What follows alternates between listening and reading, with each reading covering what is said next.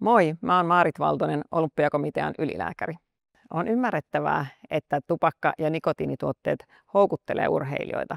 Jotkut jopa ajattelee, että niistä on jotain hyötyä urheilussa. Oikeasti nikotiinituotteet heikentää sun palautumista, harjoitusvastetta ja suorituskykyä. Nikotiini supistaa verisuonia ja siksi heikentää hapen ja ravintoaineiden kulkua erityisesti lihaksille ja keuhkoille.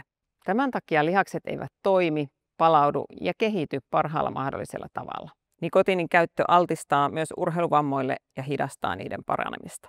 Nikotiini vaikuttaa myös sydämeen.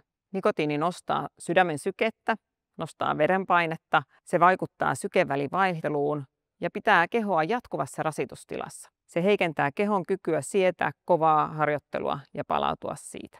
Nikotiini heikentää kehon kykyä puolustautua bakteereja ja viruksia vastaan. Varsinkin syksyllä ja talvella urheilujoukkueissa on paljon flunssia liikkeellä. Jos käytät nikotiinituotteita, flunssat tarttuvat herkemmin ja oireet voivat pitkittyä. Niin kuin tiedät, vain terveenä harjoittelu vie kohti tavoitteita. Jos haluat pysyä terveenä ja pärjätä urheilussa, pysy erossa nikotiinituotteista. Jos käytät nikotiinituotteita, muista, että lopettaminen kannattaa aina.